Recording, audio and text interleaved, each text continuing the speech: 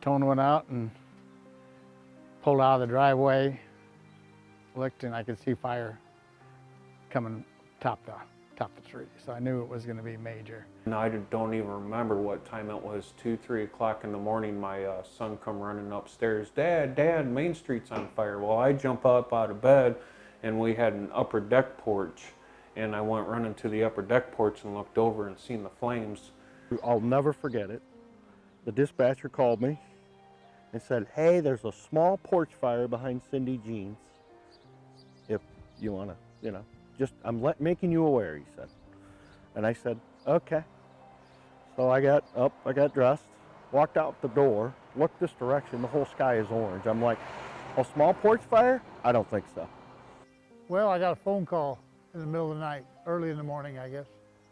Said, something's going on Main Street. It looks like some flame. I see a little flames. And I thought you ought to know, and hung up. They hung up. And I went out my door and I looked in the sky and it was orange.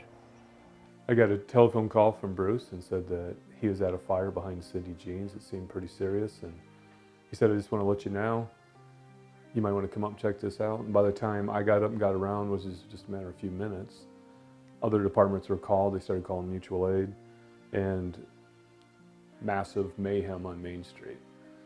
And I woke up to a big fireman sitting beside my bed, shining a light in my face, saying, "Ma'am, you have to get out of here now. There's a fire down the street." So I grabbed clothes and my keys, and down I went across the street and watched everything burn. I got a call about 3:30 in the morning from Jan Goodell. She said, "I'm standing across the street watching our building burn." I said, "Oh no." Saw flames, so I grabbed my phone and just ran out the front and called 911. Just been crazy ever since, and I'm very thankful that I'm alive, and I don't really have anything else left. I'm like, wow, I am so glad I woke up, and I really feel it was God that woke me up and got me out. Fire Chief Keith Crady looks at me and he says, "Bruce, take a look on Main Street. Do you have all the people that live in these apartments accounted for?" I looked around and I'm like, Dolores Francis, who ran Dee's Variety at the time, was not accounted for. Didn't see her anywhere. At that time, Erie firemen roll up. Keith's like, "Tell them where they need to go and where to find her." So I pointed out, gave them the layout of the upstairs above Dee's Variety. And see, I wouldn't have gotten out because I had a fire, thing at the end of my bed, but it came down through the roof. I would have not made it out had they not got me out. That's a fire we've trained for since I got on the fire department. We had hose that would be, okay, the plan is if there's a Main Street fire, it's a 10-inch line running up to Dave's service station. It had large diameter hose, but that's enough to get to the middle of Main Street. We should be able to hit anything from there. And we trained on it. So that's the first thing we did. Get that large diameter hose, get it down here as far as we can go. It's going underneath the roofs. There's spaces up there, so we know it's traveling, and trying to get to it before it gets to the next building. And you're looking and hoping you can save everything. That was an empty building right next to the Historical Society. I sent people up those steps to go up there, Erie Fire Department, I remember that, see if they could get it knocked down, stop it there from the inside. And it got so hot they had to get out of there.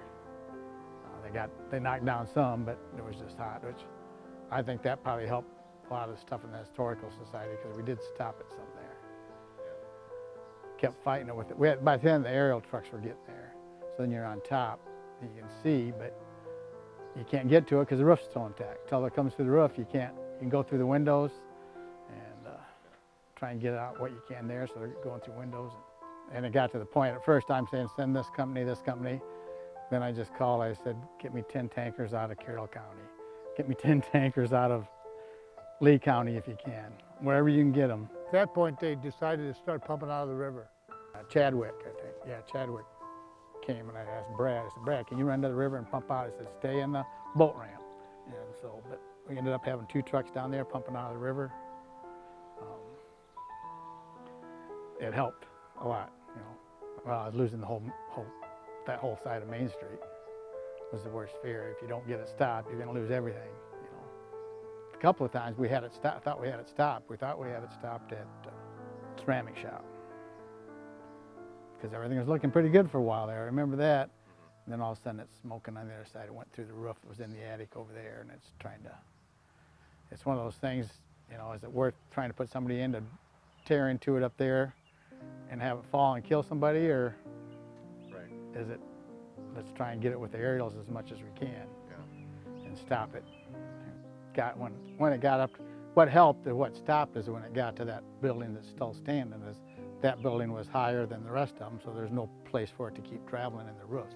I mean, the fire department done a wonderful job, and no doubt about that. And I think a little bit of luck there too, that it didn't just keep jumping. Yeah, I sat right over there, and I just said, well, I said to myself, where am I going to start? What do we do here? I remember Arlen Bush. I get a little choked up here. He came over, I was standing right over there by the gas station. He came over and put his arm around me. And he said, I'll never forget, he goes, it'll get better, Steve, it'll get better. And everybody will stick together and work this out. And he was right.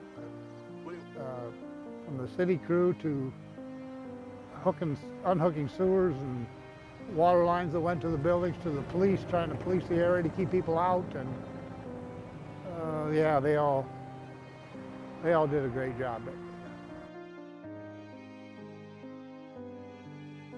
One of the guys out back seen another can that had been set on fire by the alley. And we knew it started at Cindy Jean's from talking to people already. And I said, mark that spot. We know it just didn't start on its own. Later on in the day, when the fire was under control, we could see small fires that were trying to be started down the alley, going from south to north, it looked like. My wife and I got up at that time and we got dressed, and you know, we walked down on Main Street and watched it, and then got back home, and something still just didn't seem right with the way the boys were acting. And I walked up to my oldest boy when we got home, and we had a gazebo in the backyard at the time, and set him down at the gazebo, and I told him, I said, now I want to know exactly what happened last night. And he busted out in tears like nobody's business and told me that they started that fire, and I lost it. And I went inside and I called 911 right away. We were kind of putting our heads together, trying to figure out how did this happen. And we probably were into this 2-3 hours, and then I get a phone call from my dad. And I know him personally. He calls me up and he says, Mike, I think my kids did this. Dad, he was very emotionally distraught. And we found him, talked to him, and he said, you got my full permission. Bring my boys in, do what you got to do, figure out what's going on. And as a group, we thought, you know, not many parents would do that. Because his kids were just visiting. He could have sent them home and just washed his hands of it, and really no one would have known. As a parent, I would hope I would have the fortitude or everything to do that, but I'm not sure I could make that call. He did the right thing, and it took a lot of guts to get that done. As we spoke to the boys, we really believed that how they articulated everything that was going on, how they watched it, how they started it. I don't think they ever wanted it. No one would ever want it to be like how that come down, but it did. Well, I regret that I didn't grab my children's photo albums that I was working on. They were there on the couch, and there would have been time. But you don't think about those things, you know. You're thinking, I got to get out of here. So this is they're hurrying me. Yeah. They're hurrying me to get out. You're kind of in shock. You're watching everything burn. You're hoping it's not going to be your building, but you soon see that it's going to be your building. And I think you just don't think about things when you're sitting. I was sitting there, and I didn't really have any idea how it could have started. I had no idea. Yeah, I had no idea. Yeah. And then you find out, eventually. Eventually. And I never did say bad things about the boys. I just thought it was a very stupid prank, or whatever you want to call it. You know, the kids do. They did not realize that what they were doing was going to end up. And that fire was so intense when it started down there. I mean, I sat there and watched it. It was just, as the pictures you've seen, you know, just so intense. It just kept going. I feel bad for Dolores. It was her home, it was her business, everything she had. But she was one of those that stood tall, you know. She's not filled with hate. But that's a small town, and she's a great person. You know, she herself is a hero, the way she handled things. She's a beautiful woman. I was amazed at how much we saved, but we did lose a lot. I thought, sure. In fact, I walked up to our building because this was probably 10 in the morning. Our building the fire was basically out, and they were down at the other end. I looked in the door, and oh my word, water dripping on everything. The first thing I think about is my computer with all my files. Of course, I had everything backed up. But then about 6 o'clock that night, they pulled pickups up in front of our old building and started taking things out. The Historical Society was asking about trying to get stuff out. So we all got it out, we relaxed. I went and got something to eat, finally. I said, Historical Society needs help, guys. You guys want to help? So we had a bunch of guys go over there and start hauling, moving stuff out of the Historical Society to preserve this stuff. Because what are you gonna do? You can't preserve, if you don't preserve it, it's gone. Well, the fire department, you know, when it came to, after the smoke had cleared away and it came to getting some stuff that were salvageable out of the historical building, they were most all of them were there, maybe all of them, I don't know, to help get that stuff out, you know, and they found places down to Penberthy to spread it out and let it dry and restore it to the best of their ability. Things like clothing and that sort of stuff we put in one of the back rooms, and then in one of the air conditioning rooms we put our pictures and books and things like that. And I think we spent 3 weeks trying to clean everything up. They were starting little fires. I guess there was, I believe it started at the library. They lit a little fire behind the library.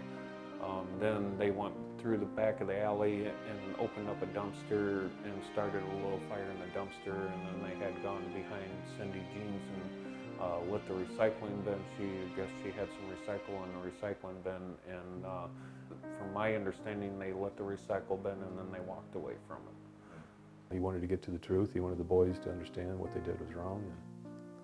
And it was amazing how that family come together that night. And they wanted to do the right things. Came and took them? Took them, yeah. They handcuffed them, which was the hardest thing for me to ever watch. Yeah. Sorry? No, I can't imagine. To have them watching your tube get... They got handcuffed and ended up going to Mary Davis. Never in a million years would I thought I'd see my boys in handcuffs. Yeah. And everybody involved in that got pretty emotional because, you know, it was like, there go by the grace of God, go I. That could have been our kids. You never know. You know, kids will do things that aren't always right. Kids, and when one of them came home almost immediately, there was some feathers ruffled. You know, the lynch mob was coming. There was signs put up around the community, you know, across the street.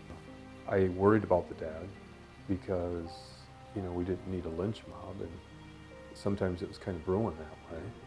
And he was filled with guilt. You know, he was taking the blame for it just because they were his kids. But he goes, Dan, I was really, really concerned about Mike's well-being during this entire thing. And did he have a good reason to be? Oh yeah, absolutely. I was worried about myself. I didn't know how to act. I didn't know how to deal with the situation. My first instincts when it all happened was to grab my bags and go. Then I was thinking about, well, what if I just kill myself and then I don't have to deal with it? But I didn't go that route because I'm better than that. But let me tell you, what went through my head. There's a lot that went through my head. Well, at that moment in time, you know, I was reading comments on Facebook and stuff, and you know, there was people threatening to burn my house down. I was scared. I'm not gonna lie, I was scared. I was very scared. And people bringing food in there. Subway was bending over backwards.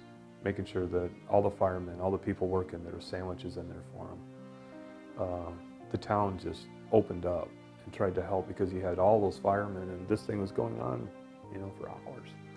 But they wanted to make sure they had a place to at least relax for a second without being in all that heat. Because there was, you know, it was a horrific fire, and the last thing you need is loss of life of a fireman. And I think Chief Grady Keith did a great job of keeping things rolling that way, trying to control that. When you have that many departments, you know, it doesn't take long, and it's mayhem. Oh, wonderful support from people, yeah. Like, People donated money that you didn't even know who they were. People that used to live here and whatever, I mean, they donated money, and oh yeah, we got a lot of money from donations, yeah. But the farmers and the, just the local people, $5 here, $10 there, you know, and the local farmers got together, a bunch of them, and donated a bunch. And, you know, I just want to thank everybody in town, from the guy that gave $1 to the guy that gave 5,000. It wouldn't have happened without that either. But that's what Prophetstown, I've always said, you know, I've lived in a couple other towns. Prophetstown's different. And when the chips are down, they're here, man. Well, we had to get it knocked down where it was safe, because it was unsafe to even, we couldn't leave it. That's why we had to get people in to knock, that's why the whole fronts got knocked down, because, you know, somebody could have walked up, we could have taped it off, somebody walked up and pushed the wall, it could have fell on them, you know. So that's why we called excavators in to do that, get it knocked down, make it safe. I was really pleased that Steve Swanson was our mayor. Being a construction guy, he knew exactly. He didn't want this to sit forever like it happens in some small towns. You know, I've been in 2 small towns years later, and the burnt buildings are still sitting there. We had a meeting just within days out to the country club, the owners of the buildings, and I kind of give them a proposal, and most all of them agreed, you know, that we had to act as a group to clean this up. And he was really good about getting on the ball, getting it all cleaned up. They purchased our lots, so the city would have some say about what kind of a building you put up. And we gave our ground or our land over to the city, and we paid for the cleanup. Like I said, I was very fortunate to have wonderful insurance. Oh, I was very impressed. I mean, I was down here every day watching, and they did a wonderful job. But you know, this was cleaned up in just a matter of a couple, 3 months. And had it not been for the generosity of this town, the city would have been in over their head here.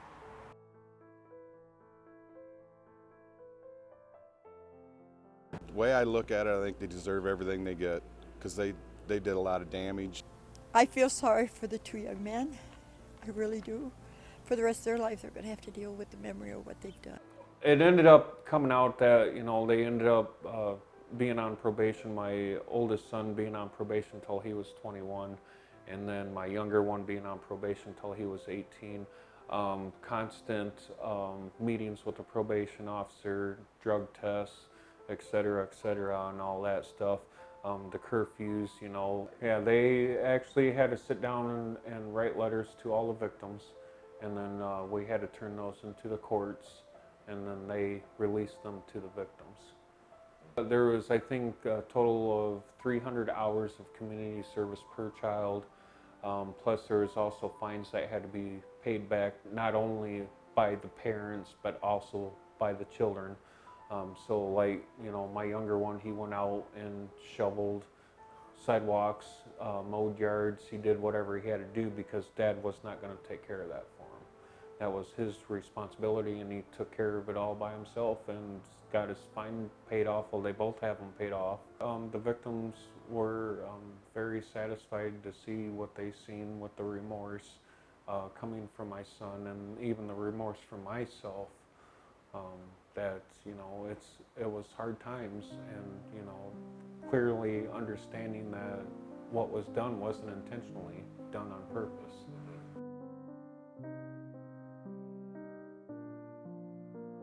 It's just a bad memory. That's what it is, basically. It's just a bad memory. It's a day I'll never forget. I'll never forget. And just seeing this community come together is the thing that touched me. So, still does. Yeah.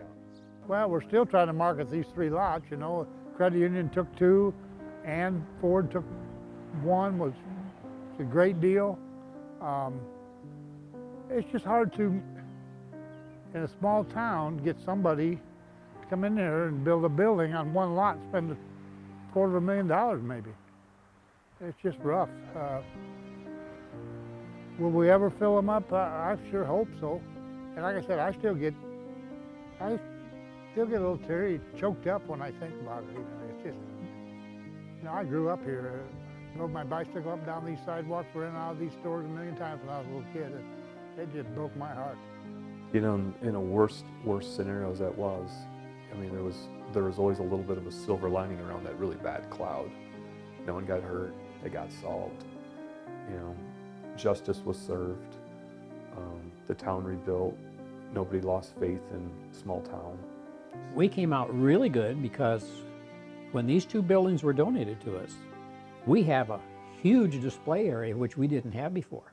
So how are they today? Where are they at? What are they doing? My oldest son up in Wisconsin, he's working for a construction company. He has a daughter. She'll be 1, I believe, in October, November. They are expecting another child, which is going to be a boy this time. So they're going to have a boy and a girl. He's, you know, really busting his rear to make his ends meet, and he's stepping up and being the man that he should be. Good. That's good news. And then the juvenile that lives with me is doing real good. He comes off of probation in March. Hasn't got in a lick of trouble from 12 to now. Yeah. Knock on wood. But no, he's doing real good. We struggle a little bit with school, but other than that, I mean, you know, he's been doing a lot of side jobs and mowing yards and, you know, doing stuff for people around town. And when he does it, he does an excellent job. So. Yeah, I was proud of everything. Steve busted his butt to get stuff cleaned up. Got the city behind it. We got new buildings there in 5 years. That's pretty amazing. I was being the best parent that I could, and you know, I couldn't stop my kids from sneaking out. You know, it was 11 o'clock at night on a Sunday. You know, we were in bed, and you know, I apologize to everybody that's been affected in the situation, and I've tried and still will try to do my best to, you know, if somebody needs help, I will take my shirt off my back for them in a heartbeat. The fact that it didn't matter if, you know, police, fire, EMS, community, anyone in this town, we were all on the same page that day. Same page. Everybody knew what had to be done, and we all come together and it got done. But I didn't have to ask anybody for anything. It just came. You never know when a disaster is going to hit, but Prophetstown's 1 in a million. 1 in a million.